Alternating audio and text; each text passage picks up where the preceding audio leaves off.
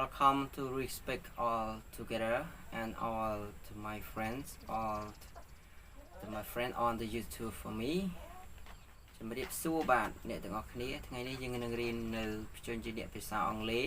ដែលយើងហៅថា consonant បន្តទៀតទាំងអស់គ្នាវគ្គមុនយើងរៀនដល់អក្សរ A ណាអញ្ចឹងយើងនឹងចាប់ផ្ដើមរៀនជាមួយខ្ញុំទាំងអស់គ្នាហើយការរៀននេះគឺយើងរៀនជាលក្ខណៈធម្មតាទេបញ្ជាក់ឲ្យខ្ញុំមិនមែនជា literature អ្នកសាស្ត្រអង់គ្លេសអីទេខ្ញុំគឺជាអ្នករៀនអង់គ្លេសធម្មតាហើយចង់ចែកចំណេះដឹងខ្លះដល់បងប្អូនកុំឲ្យចំណេះដឹងនោះវាបាត់បង់ហើយអញ្ចឹងចេះបីទិញទួចខ្ញុំនឹងចែករំលែកចំណេះដឹងខ្លះដើម្បីបានជាវីដេអូផុសចែកជូនអ្នកទាំងអស់គ្នាបាទឥឡូវយើងនឹងចាប់ផ្ដើមរៀនកុំឲ្យសាំញ៉ាំយកយូអូខេ let's all together the English for fields and for the all formals អូខេជាមុននឹងទៅបងប្អូនសូមជួយចុច subscribe my channel របស់ខ្ញុំម្នាក់មួយផងហើយនឹងទៅ follow page រៀន learning ទាំងអស់គ្នាបាទមានការខុសត្រូវក្នុងការបង្រៀនឬក៏ការបង្ហាញយ៉ាងណាសូមខន្តីអភ័យទោសទាំងអស់គ្នាបាទដើម្បីបានជាការចែករំលែកទាំងអស់គ្នាបាទអូខេឥឡូវយើងរំលឹកពីសារដើមពីជំនាញភាសាអង់គ្លេសយើងទាំងអស់គ្នាបាទឥឡូវយើងរំលឹកមកយើងមុនយើងរៀនបាន5 consonant យើងរៀនបាន5ភាសាអង់គ្លេសហើយយើងរៀនបន្តទៀតគឺយើងរៀនភាសាអង់គ្លេសបន្តទៀតយើងរៀនពី F ឥឡូវយើងរំលឹកមេរៀនយើងសារដើមអូខេ A B Z D E អូខេហើយយើងរៀនដល់ E ហើយអូខេបងប្អូនអរគ្នាយើងចាប់ដើមរំលឹកមេរៀនរួចហើយគឺ A B C D E អញ្ចឹងយើងនឹងបន្តរៀននៅជំនាញបន្តទៀតបងប្អូនអាចត្រៀមនៅប៊ិចភាសាអង់គ្លេសនេះគឺសម្រាប់អ្នកដែលមិនទាន់ចេះសោះតម្រងរៀនជាមួយខ្ញុំទាំងអស់គ្នាបាទឥឡូវយើងរៀនជាមួយខ្ញុំទាំងអស់គ្នាគឺយើងចាប់ផ្ដើមរៀនបន្តទៀតអូខេ let's all to continue the English consonant let's start ចឹងបន្តទៀតគឺ F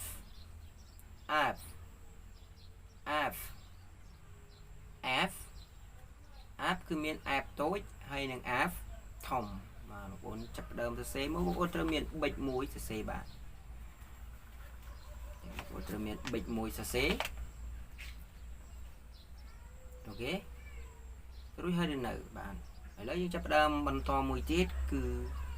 បន្តទៀតគឺ G បាទ G គឺមាន G តូចហើយនិង G ធំយើងចាប់ដើមមកគាត់មក G គាត់មកឃើញយ៉ាង G ហៅថា G មាន G តូចហើយនិង G ធំបាទអូខេ let's start continue បន្ទាប់ពី G យើងរៀនបន្តទៀតគឺ H អញ្ចឹង H មាន H តូចហើយនិង H ធំនៅក្នុងភាសាអង់គ្លេសបាទអូខេរួចហើយណាបងប្អូនខ្ញុំសង្ឃឹមថាបងប្អូននឹងរួចហើយបាទរួចហើយតែយើងបន្តជាមួយខ្ញុំទាំងអស់គ្នាបាទ H រួចគឺ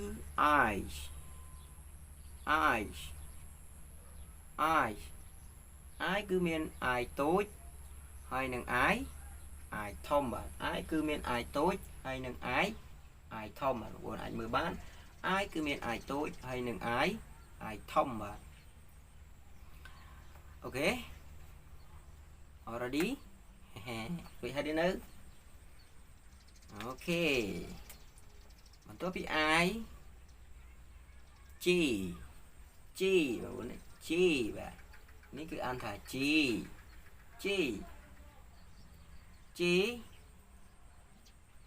គឺមាន J តូចហើយនិង J ធំអូខេ stop please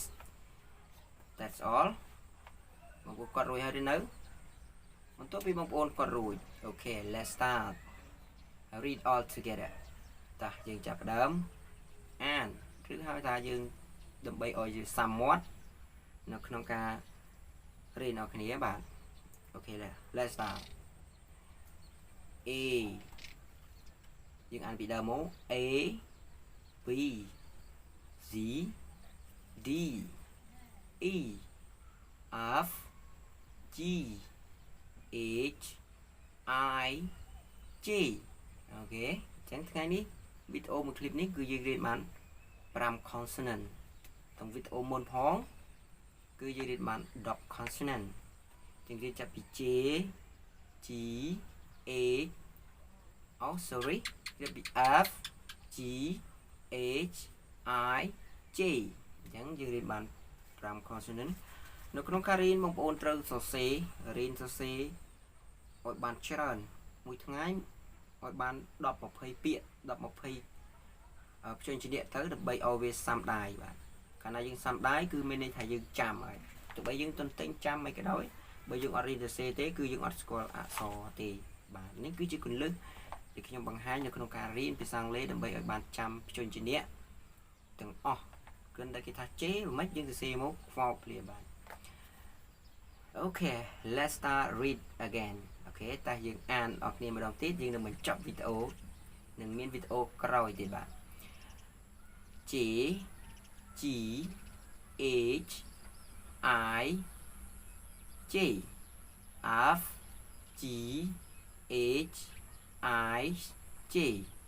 F G H I J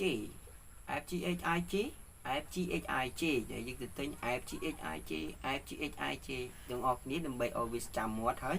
ទន្ទិញហើយយើងរៀនសរសេរទៀត F G H I J F G H I J Okay let's start all together read already and can you write already Okay Okay ចឹងសង្ឃឹមថាបងប្អូននឹងចេះនៅវីដេអូខ្លីៗ 4-10 នាទីនេះដើម្បីថាមានប្រយោជន៍សម្រាប់បងប្អូនទាំងអស់គ្នាកូនក្មួយទាំងអស់គ្នាបាទចឹងវីដេអូខ្ញុំប៉ុណ្ណឹងជួបខ្ញុំនៅវីដេអូក្រោយទៀតដែលคลิปទី3ដែលបន្តពីការសន្ទនាភាសាអង់គ្លេសបងប្អូនសូមជួយគាំទ្រហើយនឹងជួយចុច Subscribe នៅ Channel YouTube របស់ខ្ញុំម្នាក់មួយដើម្បីបានសិក្សារៀនភាសាអង់គ្លេសអ្នកស្រុកស្រែទាំងអស់គ្នាបាទ Okay see you goodbye or next time all the video consonant Okay good luck all together on YouTube my channel for me